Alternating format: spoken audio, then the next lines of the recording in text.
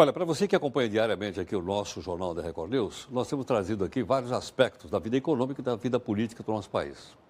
Mas uma das questões importantes para o desenvolvimento econômico, claro que não é a única, mas é importante tanto quanto outros aspectos, é a questão da inovação e o desenvolvimento dessa inovação em várias áreas da economia brasileira. Para isso, nós temos aqui o nosso convidado.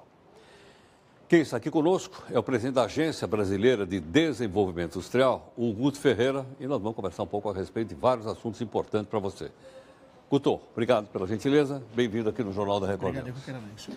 Guto, inicialmente, eu queria que você explicasse o seguinte, se fala muito em novas empresas de tecnologia, chamadas startup. O que é exatamente uma startup que eu não consigo entender? Startups são essas empresas, Heródoto, da nova economia. Empresas de base tecnológica, geralmente comandadas por essa nova geração ligada em tecnologia e que vem para resolver problemas que vão desde a conectividade, logística até eficiência energética. As startups elas são empresas menores, com uma possibilidade de escala muito maior e que atuam efetivamente com base em cima de soluções tecnológicas. Bom, e aonde essas startups podem se desenvolver? Olha, na verdade existem ecossistemas por todo o Brasil, no mundo inteiro inclusive, você tem ecossistemas onde elas podem se desenvolver. O que é necessário para que esses ecossistemas possam acontecer?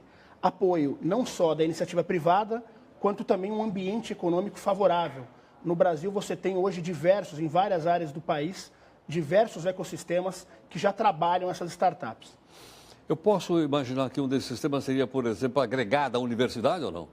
Sem dúvida. A universidade e a academia, ela atuou muitos anos só com base em pesquisa, no que a gente chama de paper, no papel, né? Nada efetivamente aplicado à solução. Solução é o que vira isso daqui, é o que vira um produto. De alguns anos para cá, as startups têm começado a tomar conta dentro das universidades de novas possibilidades para essa academia.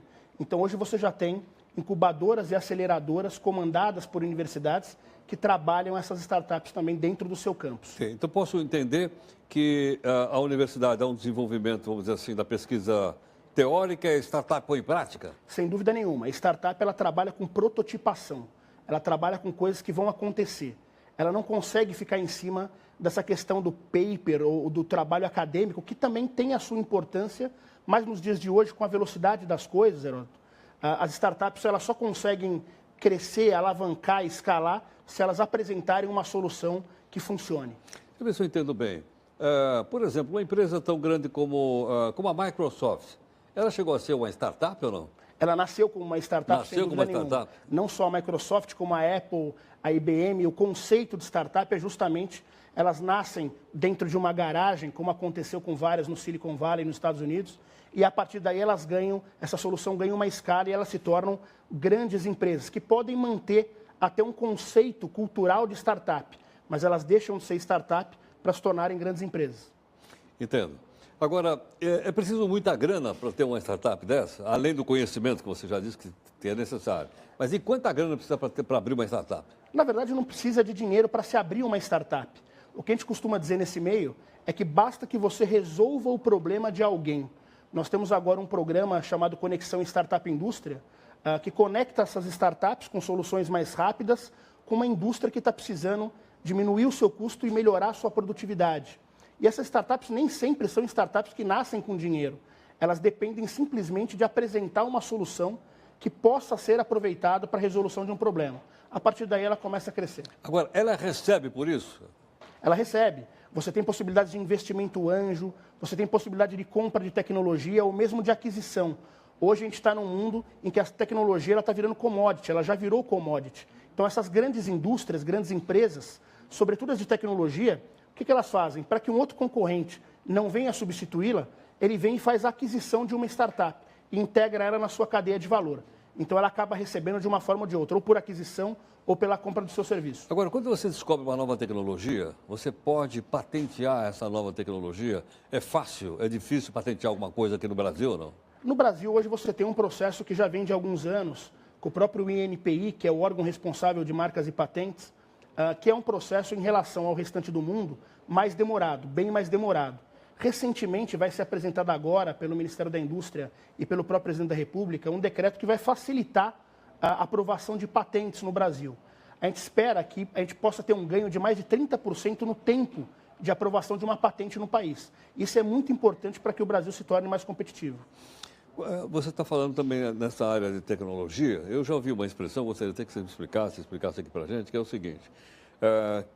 Nós estamos numa fase, na quarta fase da Revolução Industrial, é isso ou não? É isso aí. Eu já perdi a conta, porque eu sou ainda da terceira fase da Revolução Industrial. É chamada Indústria 4.0. Indústria 4.0. O que significa exatamente isso? A Indústria 4.0 é a maior revolução dos últimos 200 anos. Até porque ela está acontecendo de forma muito rápida. É a conectividade absoluta de máquina com máquina. Máquina falando com máquina? Máquina falando com máquina e facilitando todo o processo industrial. Então, daqui a um pouco tempo, você vai poder comprar uma calça, um terno, diretamente da sua casa, com um espelho virtual, e a fábrica vai poder te entregar isso sem, por exemplo, poder passar pelo varejo. Talvez passe, mas vai existir já a possibilidade de você receber aquilo adequado para você, simplesmente com as máquinas conversando e passando essas medidas. Isso só para te falar na área têxtil. Mas, por exemplo, na área automobilística hoje, as grandes fábricas, e nós temos algumas muito tecnológicas no próprio Brasil, elas já trabalham com mais de 50%, 60% da sua produção sendo feito exclusivamente por máquinas. Essa é uma revolução que acontece no mundo inteiro, Heródoto. E é um caminho sem volta. Nessa revolução que você está explicando para a gente, então, quer dizer, mais uma fase da Revolução Industrial, onde é que entra a internet nessa história? Se é que entra? A conectividade ela acaba permeando tudo. Não existe revolução da indústria 4.0 sem conectividade, né? Então é muito importante que tudo esteja conectado. É essa conectividade que vai permitir essas máquinas se conversarem e chegarem com o produto final no cidadão. Então hoje a internet, na verdade, como conceito, ela já é um conceito mais antigo, né? A gente já está passando para novos conceitos de conectividade, inclusive em luminária, com Wi-Fi já dentro de uma luminária, cidades inteligentes, que são as Smart Cities. A conectividade ela permeia absolutamente tudo nesse caso.